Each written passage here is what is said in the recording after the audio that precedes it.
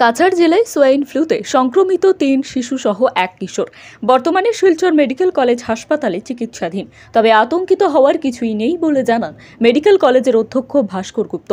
তিনি সংবাদ মাধ্যমের সঙ্গে কথা বলতে গিয়ে জানান, সোয়াইন ইনফ্লুয়েঞ্জায় আক্রান্ত হয়ে শিলচর মেডিকেল কলেজে 5 জন শিশু ও কিশোর ভর্তি করা হয়েছিল। এর মধ্যে একজন শিশু সুস্থ হয়ে বাড়ি ফিরেছেন এবং অন্য এক শিশুর অবস্থা সঙ্গীন হওয়ায় মেডিকেল কর্তৃপক্ষ ভেন্টিলেশনে নেওয়ার পরামর্শ দিলে রোগীর পরিবারের লোকেরা মেডিকেল থেকে অন্যত্র স্থানান্তর করেন।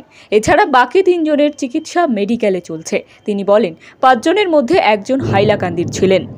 ব্যুরো রিপোর্ট, বিজয় বাংলা।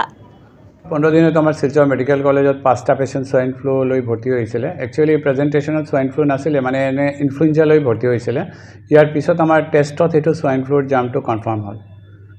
5টাৰ ভিতৰত আমাৰ 4টা কাছাৰ ডিষ্ট্ৰিক্টৰ আছিলে আৰু এটা আপোনাৰ হাইলাকান্দি ডিষ্ট্ৰিক্টৰ আছিলে। এতিয়া বৰ্তমানে আমাৰ 3টা পেচেণ্টৰ ট্ৰিটমেণ্ট চলি আছে শিলচৰত।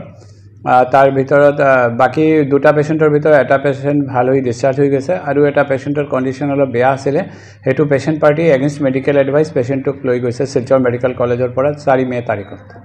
স্যাৰ এই সোয়াইন ফ্লু পেনিক কৰিব লাগে নেকি? নাই, সোয়াইন ফ্লু লৈ এতিয়া বৰ্তমানে ইমান পেনিক কৰিব নালাগে। সোয়াইন ফ্লু এনে এটা ভাইৰেল ইনফেকশ্যন হয়, এইটো বেচিকেলি ইনফ্লুয়েঞ্জা ইনফেকশ্যন হয়। সোয়াইন ফ্লু হ'লে যেনেকা আপোনাৰ এই কমন যেটা পানী লগাৰ নিচিনা হয়, কমন যেনে আপোনাৰ ফ্লু লাইক চিমটম হয়, যেনেকা কাহটো হৈ থাকে আৰু অলপ জ্বৰ হ'ব পাৰে, কেতিয়াবা বেছি সিভিয়াৰ হ'লে আপোনাৰ শ্বাসকষ্ট হ'ব পাৰে। স্যাৰ এটা ডেথ কেছ শুনিছোঁ, হাইলাকান্দি লৈ গৈছিলে, ইয়াৰ পৰা পেচেণ্টখন, এইটো কেনেকুৱা হ'ল?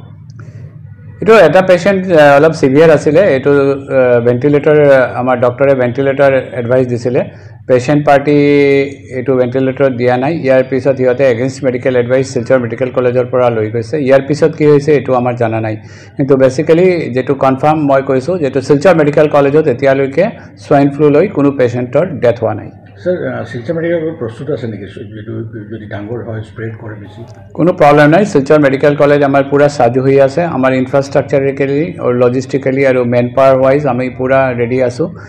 যদি কোনো এনেকা বেশি লার্জ নাম্বার অফ পেশেন্টর কিবা সোয়াইন ফ্লু হলেও কোনো প্রবলেম নাই। আমার ট্রিটমেন্ট ব্যবস্থা সব রেডি আছে।